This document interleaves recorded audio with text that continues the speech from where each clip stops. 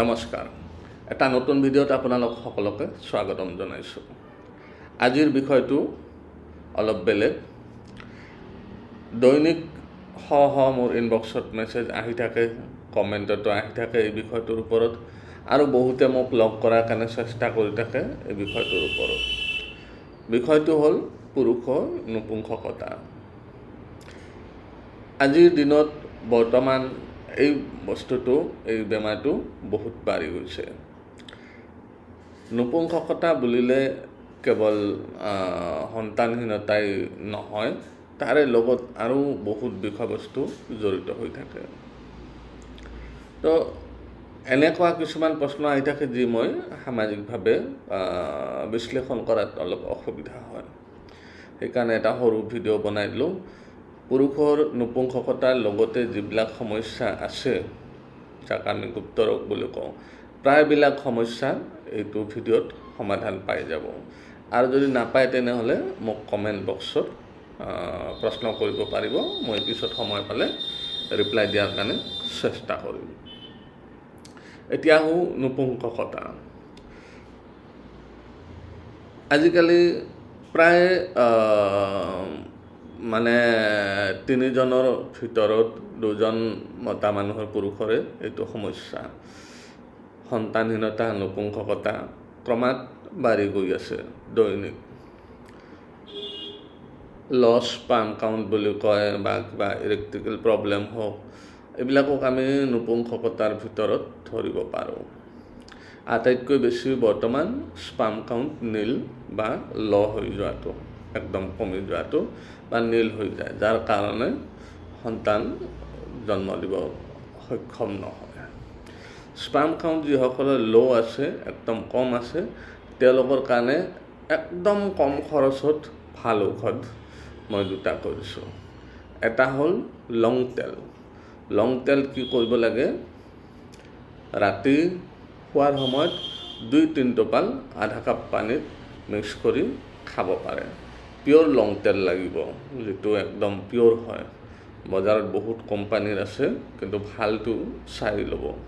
যদি লং তেল নাপায় তেনেহ'লে 10-12টা লং থেতেলি আধা কাপ পানীত উতলাই ৰাতি খোৱাৰ সময়ত খালে হ'ল 3 মাহমান খাওক স্পাৰ্ম কাউণ্ট একদম নৰ্মেল হৈ যাব আৰু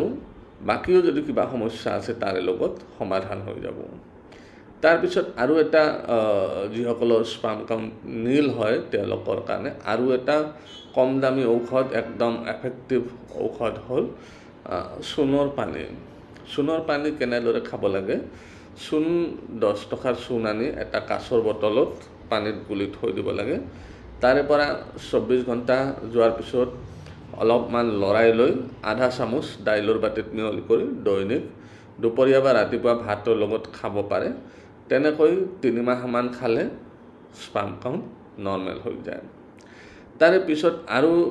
তাৰে লগত জড়িত কিছুমানৰ সমস্যা থাকে ইডিৰ সমস্যা কিন্তু যিসকলৰ ইডিৰ সমস্যা থাকে বা তেনেকুৱা সমস্যা থাকে তেওঁলোকে অশ্বগন্ধা চূৰ্ণটো খাব পাৰে অশ্বগন্ধা চূৰ্ণ আৰু আমাৰ যিটো ভেলভেট বিন বান্দৰ কেঁকুৰাৰ গুৰি আছে সেই দুইটাই ইডিত কামত আহে আৰু ল' স্পাৰ্ম কাউণ্ট যিসকল আছে তেওঁলোকৰ কাৰণেও বিৰাট ভাল বান্দৰ কেঁকুৰাৰ বীজৰ গুৰি যিটো পায় আৰু অশ্বগন্ধা গুৰি দুইটাই 100 গ্ৰাম বা সমান পৰিমাণৰ মিহলি কৰি টেমা এটাত ভৰাই থৈ দিব তাৰে পৰা কি কৰিব 1 চামুচ আৰু 2 চামুচ মৌ জলৰ লগত মিহলি কৰি ৰাতিপুৱা খাব পাৰে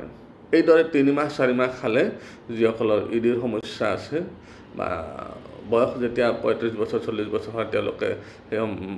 তেনেকুৱা সমস্যা পায় তো তেওঁলোকে এইটো খাব পাৰে 3 মাহ খোৱাটো বাঞ্ছনীয় কিছুমানে 10 দিন খায় 15 দিন খায় তাৰপিছত কমেণ্ট কৰি কয় ৰিজাল্ট পোৱা নাই তেনেকুৱা নহয় 10 দিন 15 দিনত ৰিজাল্ট নাপাব এইবিলাক আয়ুৰ্বেদিক ঔষধ হয় তো 3 মাহ খোৱাটো বাঞ্ছনীয় 3 মাহ খাব অশ্বগন্ধা চূৰ্ণ বিৰাট ভাল তাৰপিছত আৰু তেনেকুৱা বহুত ঔষধ আছে যি পুৰুষৰ যিবিলাক সমস্যা থাকে